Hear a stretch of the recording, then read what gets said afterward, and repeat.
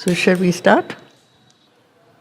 He's still describing the role of these universal powers, which is sometimes described as the gods. They are the forces that sustain and uphold creation. Other than that, they don't have any other function. Therefore, he describes them as impervious to desire and doom and hope. These are what man feels. He has desire, he is afraid of suffering and death, he hopes for some kind of solution to his difficulties. When he has these, he usually turns to the gods and asks for some kind of help. They don't. They seem to be totally indifferent. They have to be indifferent. Because if they felt kindness and a certain sense of compassion and came down to help us in our need, then they would no longer fulfill their role. Their role is to sustain creation, and every aspect of creation is maintained by these forces. So they are completely impervious to prayer. This is how he describes them. Impervious to desire and doom and hope. Their station of inviolable might moveless upholds the world's enormous task. Because the world has to be, and they uphold the world, its creation. This creation has to somehow finally work its way towards its ultimate goal, which is to manifest the divine. But if the creation were not sustained from the beginning, it would not be able to follow its course. And that is what they are supposed to do, just uphold creation. Its ignorance is by their knowledge lit. They know which course the world will take. Its ignorance is the world. But they are not ignorant. They are principles and emanations of the divine light. Its ignorance is by their knowledge lit. Its yearning lasts by their indifference. Because they are indifferent, we continue to call. If they would reply, or if even the divine replies to our each and every prayer, we don't learn really how to yearn, how to aspire. We often find that there is no reply, there is no answer, and so we keep on and on and on, aspiring and praying. It works that way too. Whenever I don't get what I ask for, then I ask again and again and again, and that is part of the secret of aspiration. You don't give up, the flame has to continue to burn. So its yearning lasts by their indifference. As the height draws the low ever to climb, there you are, as the breadths draw the small to adventure vast, their aloofness drives man to surpass himself. The height draws the low ever to climb. The height is there. The mountain peak is there. Man is in the valley. But he keeps on asking what is on top. How can I reach it? How can I really arrive at that goal? The goal is there. And so he has to climb. The goal doesn't ask us to attempt. It just is there. The mountain top is there, and at a certain stage, when we have woken up from our tamas, our inertia, it attracts us. The heights attract us. I may not be able to climb so easily or at all. Sri Aurobindo describes the human journey as a kind of moving up a slope. You go up a slope, you climb, then you slip down, you fall. But this effort sometimes strengthens into some kind of an obstinacy. I am going to reach the goal. I am not going to give up. This is part of the strength of human character. It builds our human strength, our human character. If I were given all my answers too easily, I would never learn to seek. So this is what the heights do for us. They are there and I am down below, but I am attracted by the heights. Or, in another image, the small dares, adventure. You have the verb to venture, to dare. I dare to break out of my smallness. I dare to attempt that which I may not achieve, but I attempt. That itself, as he says later in another canto, goes on my credit side. In the notebook, the judgment book of the gods, this is put on my credit side, not on my debit side. That I have made an attempt in all sincerity, even if I fail, and if I repeatedly make the attempt, it will someday lead me to the goal. There has to be constancy, there has to be effort. Nothing, this is really the significance of tapasya.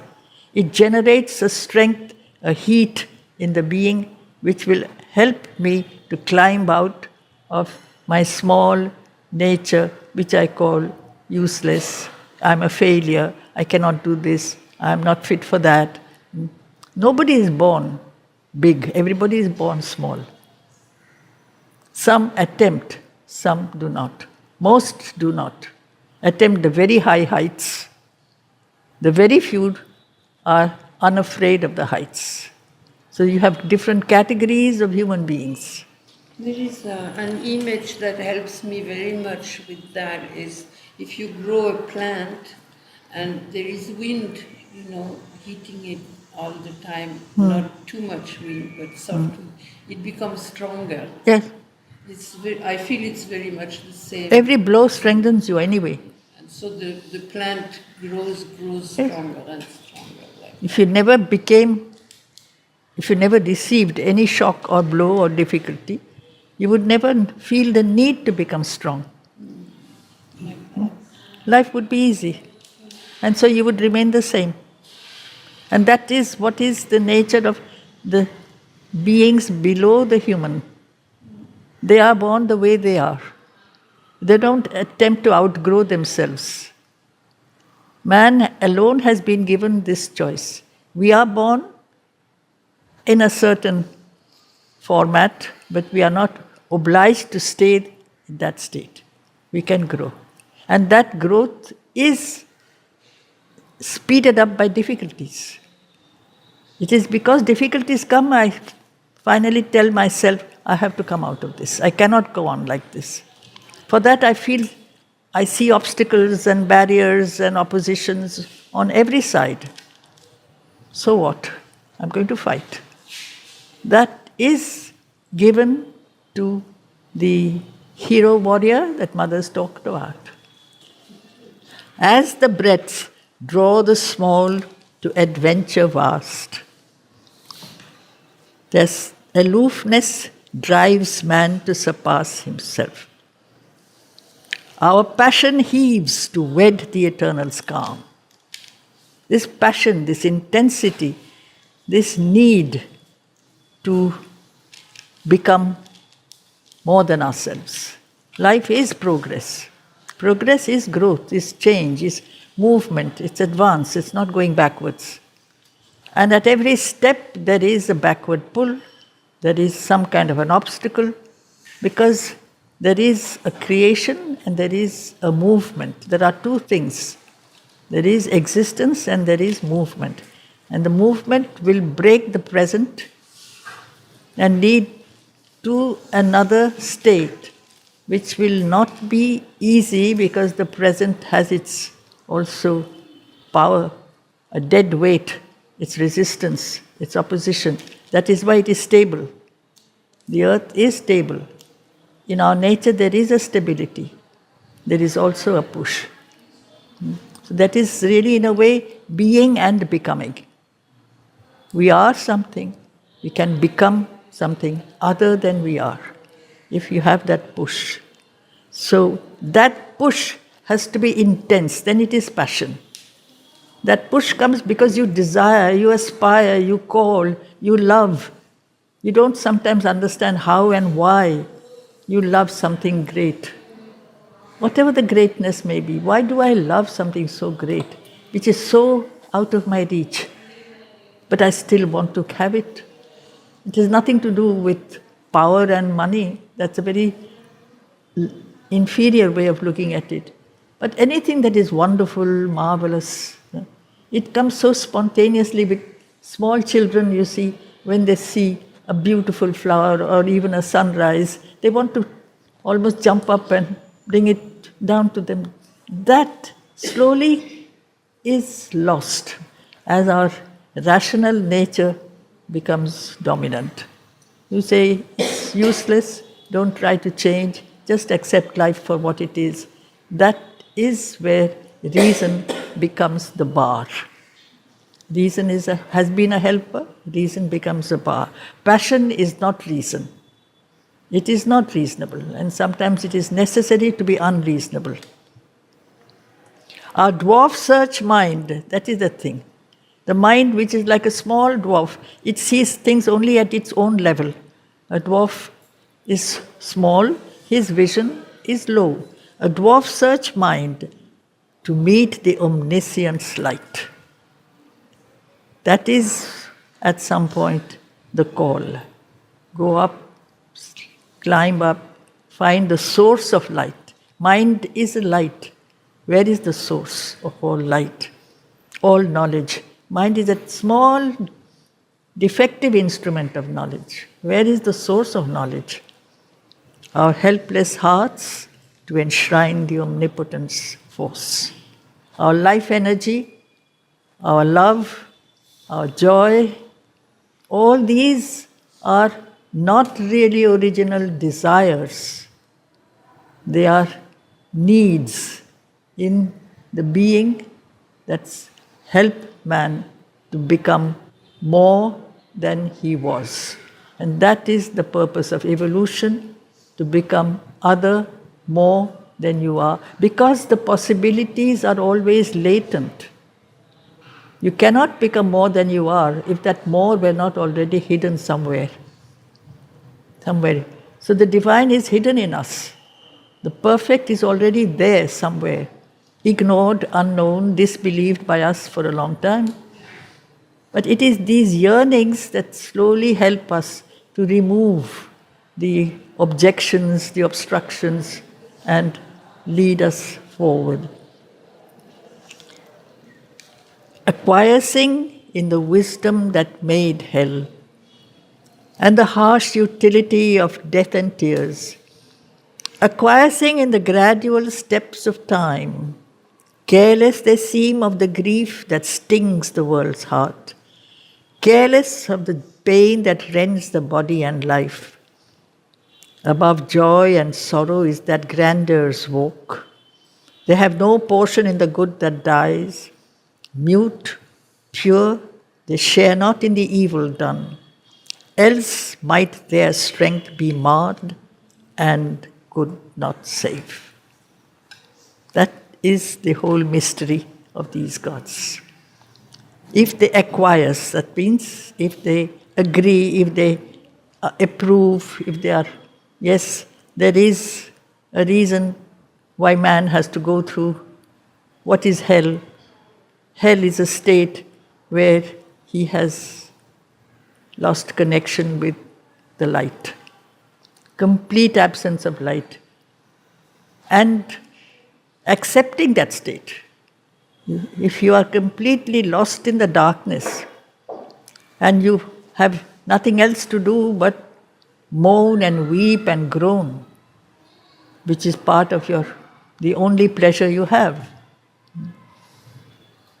man could not change. But it is because at some point this world of hell, of darkness, of hopelessness, hell is darkness and darkness is hopelessness. Hope is something that can break us out of that state of acceptance of darkness. But to be totally hopeless, you accept the darkness as final. And so we suffer. So these gods say, because at some point this suffering becomes unbearable, he tries to find a way out. So there is a wisdom. Darkness has a wisdom. If there were no darkness, we would never ask for light. If there was no pain, we would never ask for joy. It's not as if we were straight, born out of the divine, and we remain the children of the gods and children of the divine, all outwardly as well as inwardly, as the gods do. The gods don't know pain. The gods are called griefless.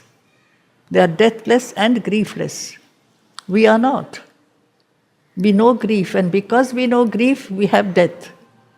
And because we have death, we yearn for immortality. And therefore, change, transformation, the possibility of becoming more than what we are now. And that is the purpose of existence on this earth. Not to stay the way we are. So there is a wisdom. It is a harsh utility, death and suffering and tears. All this has to be slowly, step by step, removed. We have to work our way up. But up the slope, as I said, is not always continuous. You slide down, you go back to the bottom, start again.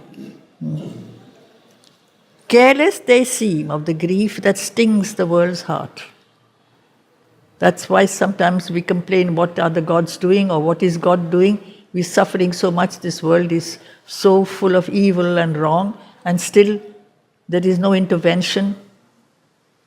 The intervention would mean that the world would not change. They would always intervene. They don't intervene so that we learn how to work, find our solution for ourselves. You have a problem, you have to find the solution. Because the solution is also waiting inside you. So, careless of the pain that rends its body and life. The body and life suffer. The spirit doesn't. If you're close to the spirit inside you, you're in touch with the soul inside you, then you have overcome your suffering. But if you are strapped in the ego, the world of desire, in the world of ignorance, you are bound to suffer. There is nothing and no creature on earth that does not suffer. Everybody is made, everything is unmade. Even a worm, not just a man. They have no portion in the good that dies. The world is not only pain, there are moments of beauty, there are moments of revelation, there are moments of wonder and marvel, but they are short-lived. Sunrises don't last long. A new sun breaks, you say a new day, a new light. The dawn is very short-lived. It is eventually, it ends in night. So the good dies, so does the evil. Nothing is lasting. Mute, pure, they share not in the evil done. This is where man is caught in this kind of a dilemma. He doesn't realize. What is this world? Why am I here? Everything is made so that it can be unmade. So his wisdom at that point tells him, leave it all. Unite your soul with the infinite. The soul is unborn. You go back to the unborn. You go back to the eternal, and don't bother with the rest. That is a partial solution according to Sri Aurobindo. The rest remains. Creation also is his. The world is also created by the divine, not just the soul. Matter is also divine in its essence, not in its expression. Life is the daughter of infinity, of eternity. And yet it seems to be an expression of death. It ends in death. Somewhere something has to be really worked out. A problem is there somewhere, it has to be worked out. And the gods expect man and only man to sort this out. No other creature has been given this responsibility, because man alone has been given the force of conscious evolution. We have to look for an answer. Alive to the truth that dwells in God's extremes. Alive here means they are aware. The truth in God's extremes, supreme light, supreme darkness, both are supreme. Both are aspects of the divine. So alive to the truth that dwells in God's extremes, awake to a motion of all-seeing force, the slow outcome of the long, ambiguous years. Time seems to lead us forward, time always pulls us back. That is the ambiguity. We rise to fall. It's a spiral, as Sri Aurobindo says, a vertical spiral. The higher you climb, the lower you fall. And you have to climb again. The slow outcome of the long, ambiguous years and the unexpected good from woeful deeds. Sometimes this disturbs our mentality, that those who have done wicked deeds, they seem to win. It's not really a moral equation. There is a reason, perhaps. And those who have done so much good often don't succeed. They suffer more. You say, why? What is this? The good man suffers, the bad man wins. There is no good and bad in the divine's eyes. There are powers, there are principles, there are darknesses. You have to find your way through all these riddles. This is the riddle of life, the riddle of the world. We have to find our way. It sometimes is almost impossible to sort out. It's like a maze. Once you are caught in the maze, you don't know how to come out. The immortal sees not as we vainly see. The gods see not. The immortal is these gods. We say vain. Vanity, in its original meaning, is foolishness. It's stupidity. A vain person is basically very stupid. He thinks very highly of himself or herself, where actually we are not. So we see things through our intelligence, to which we give a very important place and authority. The immortal sees things from a different standpoint.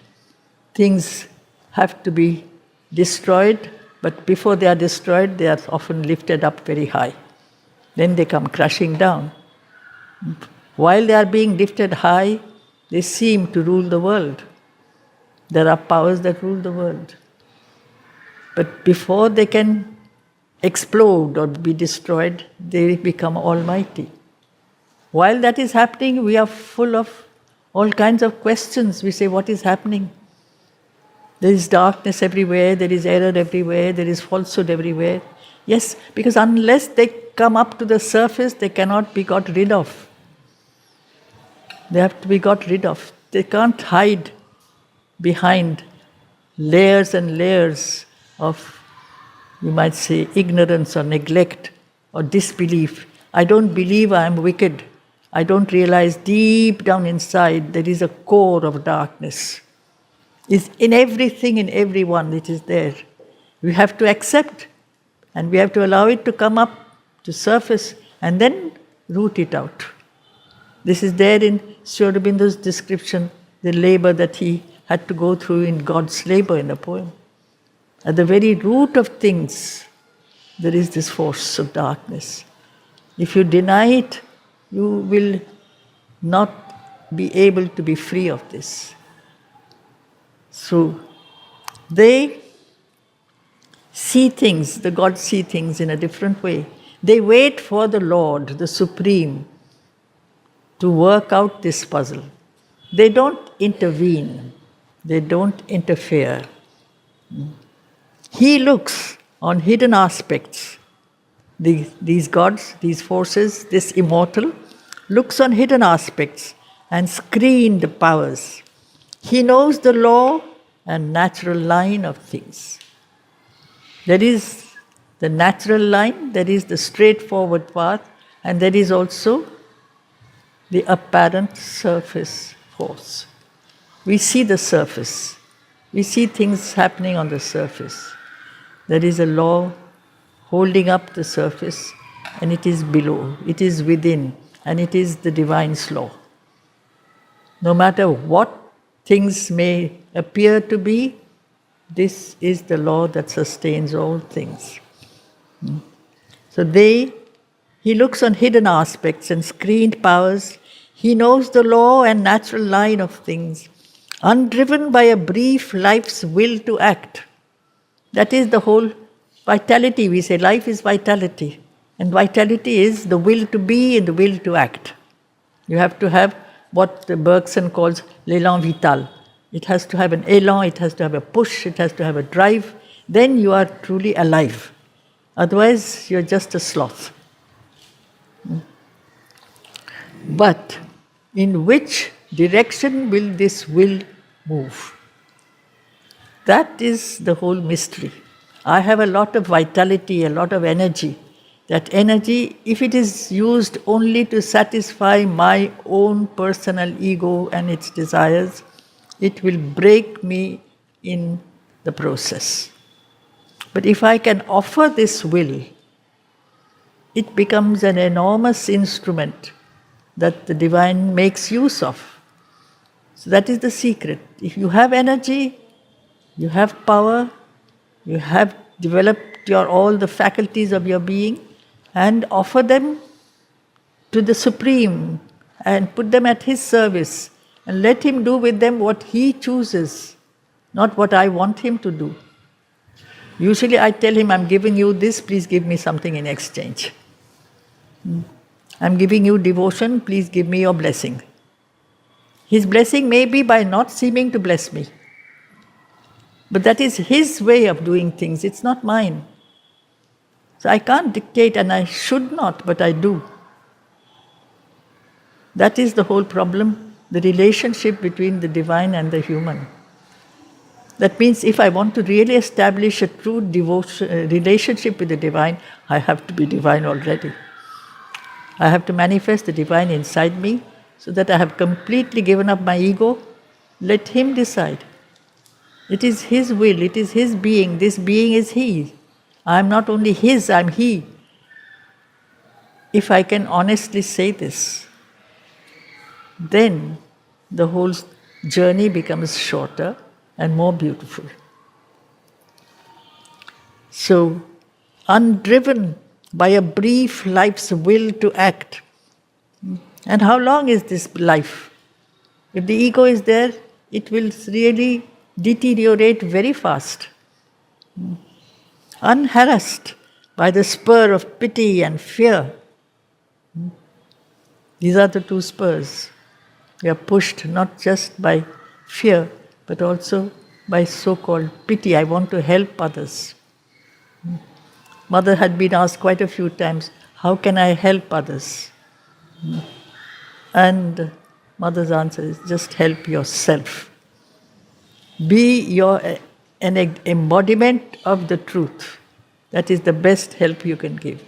Because I will help somebody according to my notion of what that help should be. And maybe that notion is not exactly what it should be. Very often, therefore, we harm when we think we help. So, it is pity and fear. He makes no haste to untie the cosmic knot, this complex puzzle of forces that seem to all get knotted up one in another. How do I sort them out? Well, do I have to? It's not my job. It is His. We try to always create something which we think is better. We don't realize that we have to first embody that better, that good. We have to become that within. We have to become examples, incarnations of the light. Then we can spread the light. We don't have to think of helping others and spreading light and trying to raise the fallen. I am one of them. I am one of the fallen. How am I going to raise? It's just complete self-giving to the Supreme and let Him take charge of His creation, of which I am a part, without my own personal opinion intervening. We have too many opinions, too many judgments. So, He, this immortal, makes no haste to untie the cosmic knot, or the world's torn, jarring heart to reconcile. In time, He waits for the eternal's hour. That sense of eternal patience, what thou, as Mother kept on saying towards the last years of her physical embodiment, that whatever thou willest, let thy will be done, and not mine. Again and again she would say, let thy will be done, and not mine. Even she would say that, because every cell had a demand, every cell has an ego, every cell makes, aspirations that give me this, make me like this. She would say, thy will, O Lord, just thy will. Except that, there is nothing, there is no other truth but that. So He waits for the eternal's hour. And yet now the other side of the picture. So you feel that these gods don't help. Man needs help. He needs blessing. He needs a hand to hold when he is in trouble. That's one part of the truth which we cannot deny. So are the gods who are there simply to sustain the universal plan, are they completely indifferent? They seem to be so. Yet a spiritual secret aid is there. That is the other side of the truth. Truth has so many facets. We are never left alone. It is slow, tardy. A spiritual secret aid is there, while a tardy evolution's coils wind on. Tardy is slow. Slowly the growth comes. It's always that. And nature hews her way through adamant, the divine intervention thrones above. Nature, man, earth, matter, all these have to cut their paths through innumerable resistances, obstinacies, refusals. Adamant is a very, very hard substance. And she can imagine the effort that the earth nature has made to bring life emerge, to make life emerge out of lifeless matter, apparently lifeless matter, and to make mind break out of apparently mindless life. She is constantly at work, and she doesn't complain. Man learns to complain as his mind becomes more active. But she is at work all the time. So nature is hewing her way, cutting. Nature is evolution, nature is manifestation, nature is the Shakti, nature is the mother, nature is he and she. They're both. He has given her this charge that the evolution has to go on. And only you, with your infinite patience and strength, can make this happen. Break the resistance. I remember Mother teaching us in the class, explaining the purpose of the avatar. The avatar is the Supreme who becomes human, who wears humanity as a mask, but still enters into the human existence. Why does he have to do it? He has to cut new ground. man by himself would never know in which direction to proceed. So a new stage of manifestation, which is evolution, is opened up by this person or this embodiment of the divine, who is the divine himself, but wearing a human aspect so that human beings can follow in his wake. Human beings will say, if he can do it, I can do it too. That is the main thing. If he feels hunger and thirst, then he is like me. And if he can do this, I can do this. And that is the sacrifice that is usually described as the sacrifice of the divine. He comes down to our level so that we may go up to his level. So that is the intervention, a divine intervention. While nature hews her way through adamant, a divine intervention thrones above. Alive in a dead rotating universe, see the contrast. The dead universe mechanically turning around and round it on its axis, the earth or the whole creation.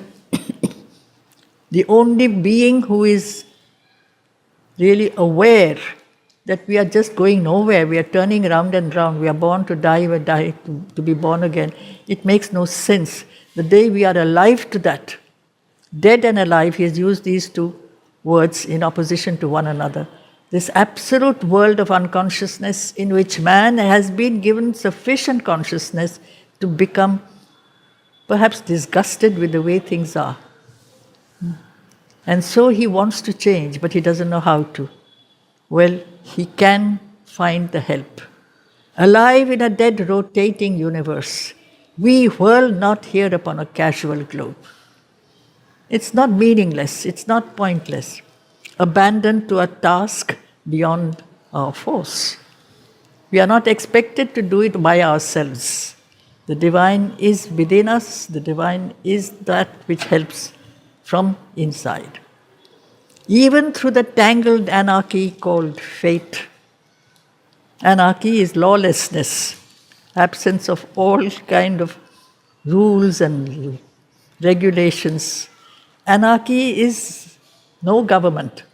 And this is possible only when you don't need a government anymore. When you are one with the supreme ruler, then you don't need to be ruled. Until then you need. But we are ruled because we are ignorant and we identify ourselves with our small ego. And so we often feel that our fate, why I have tried so much, I have attempted so much, why has it not brought me success? How do I know what is success? It's all completely tangled. So even through the tangled anarchy called fate, even through the bitterness of death and fall, an outstretched hand is felt upon our lives. So we are never alone. It may seem so, but it is never so. It is near us in unnumbered bodies and births. In its unslackening grasp, it keeps for us safe the one inevitable supreme result. No will can take away and no doom change. The crown of conscious immortality. The Godhead promised to our struggling souls when first man's heart dared death and suffered life. It is as if the divine consciousness lodged in man accepted the challenge. And other than man, no other being has accepted this challenge. Neither what is below man nor what is above man. So man becomes the intermediary being, and because he has accepted it, the guide is always there. One who has shaped this world. So he is answering what he has spoken of in the previous page, and put us before questions that seem to have no answers. Now he's answering them by seeing the other side of the truth. And this is something that Sri Aurobindo always does. Mother always tells us to see things from different standpoints, not to have just one outlook which is limited by our little vision and our little understanding, of which we are very sure, and you say, this is the truth. We have to widen our vision. We have to keep on seeing things in the round, from all standpoints. Then we say that the plan is very complex. The plan has to be circular. It cannot be cylindrical. It cannot be straight. It is a manifestation. The earth is round. The truth is whole, spherical. It has to be, we have to have that kind of consciousness, which is the supramental consciousness he describes as spherical. The mental consciousness is linear. It follows a line of right versus cause and effect. This is the law of causality. But what is the first cause? What is the original plan? If I don't have that knowledge, how can I describe the development of cause and effect? I don't even know what is the first cause. The first cause is He, the Supreme.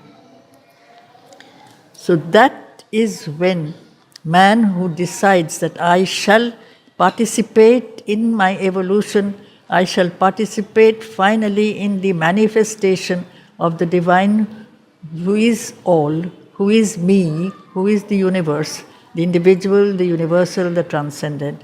I shall make that happen through my yoga, through my effort.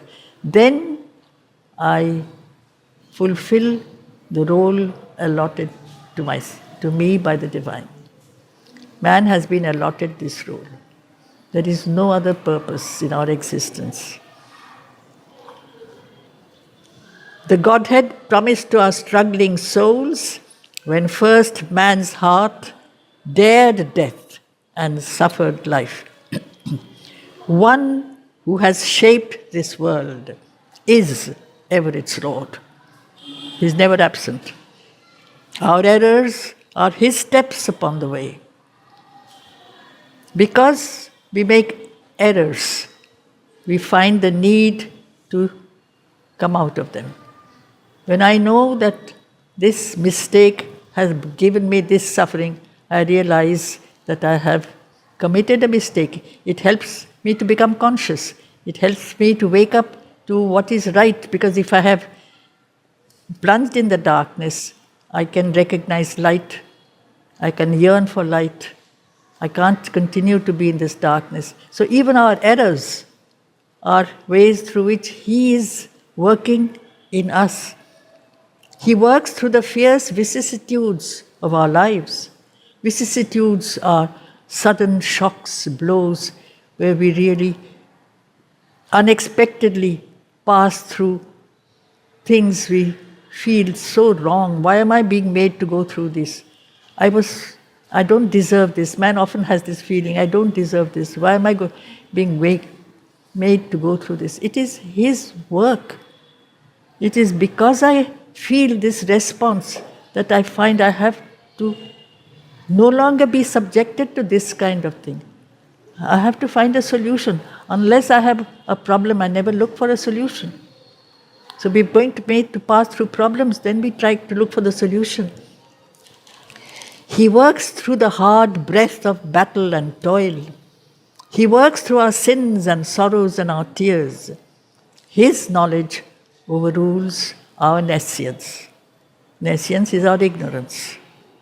Whatever the appearance, we must bear.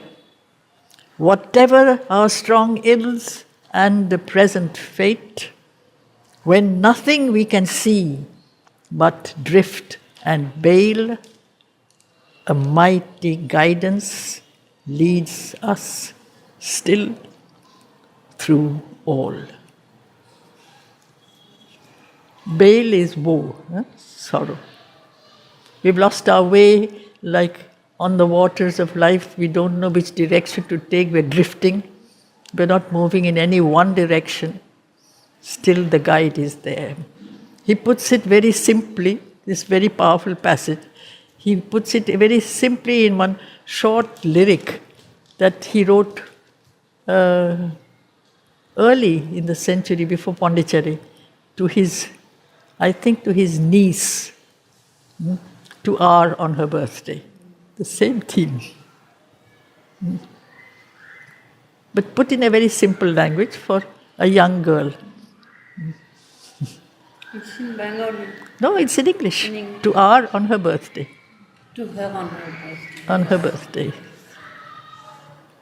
He speaks of the this drifting on the waters. Mm-hmm. But he is the boatman. It was in a recent record. Yes, yes. Very recent. Yes.